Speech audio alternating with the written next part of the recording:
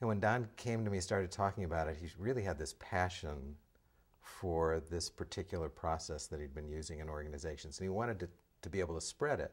But he also was wise enough to realize that he couldn't just do it his way. We needed to find a way that was accessible to just about anybody. And that sort of hit me where I live, because I would love to see the kind of work that's available in coaching available to everybody on the planet.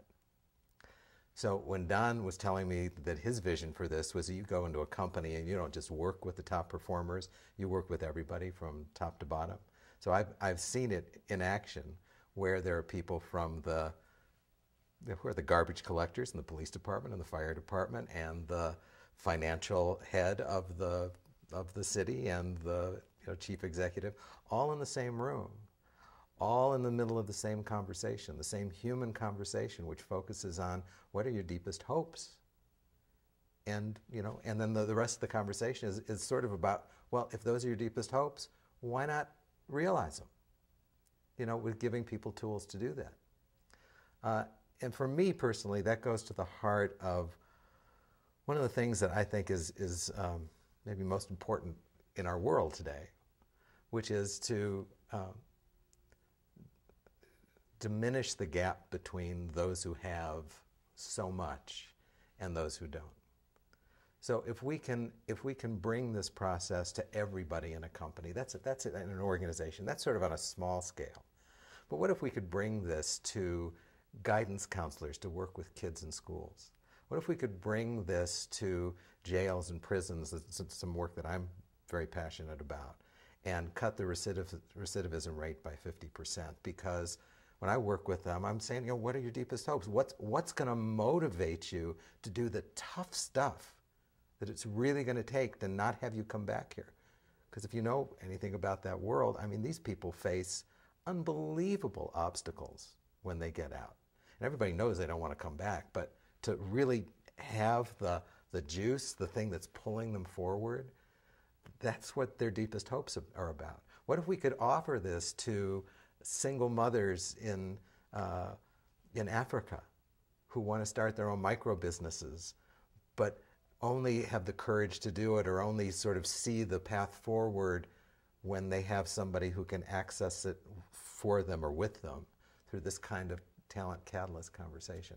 That's where this lives for me. So there have been, over the past few years, a number of inspirational leaders, people who talk about the law of attraction, for example, and all these kinds of things. How is Wellspring different from those conversations? I think there's one thing to try to inspire people. I can be an inspirational speaker and I can get people excited about something. The Talent Catalyst conversation starts with getting people excited about something, but then it builds on that. We want people to be frank about what are the obstacles that they see and how are they going to deal with those obstacles.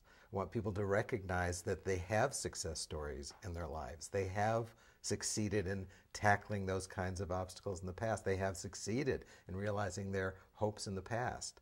But sometimes we forget. We can get a little resigned or maybe even cynical sometimes. And then we want people to see is how many resources they have. This is some of the where I've been coaching now for 20 years and working with people in other fields before that in the same way. And one of the things I keep coming back to over and over again is people don't move forward because they're limited by what they think they can do. And what I tell them is everything you've ever accomplished, you accomplished by using resources. So when people go, oh, it's like a big toy chest. I have all of these resources I could use. There are people, there are places, there are things, there's technology, there are my inner qualities. There are so many options I have. Let me sort through all the options and pick out the best ones, the ones that are most exciting to me. That becomes a different, now we have a path, and now, we can start getting into action, and, do you want your dream team with you? So one of the exercises we do that you might find fun is we ask people to look at their vision of something. Now, there's all kinds of courses about vision. We're very pragmatic about this. So we've invented a very sophisticated, expensive tool called the Hope Scope.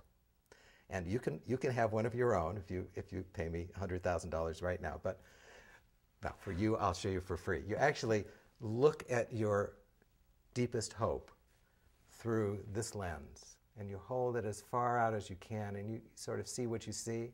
And as you bring it closer, you actually start to see more. And as you bring it closer, the lens opens up and you see even more.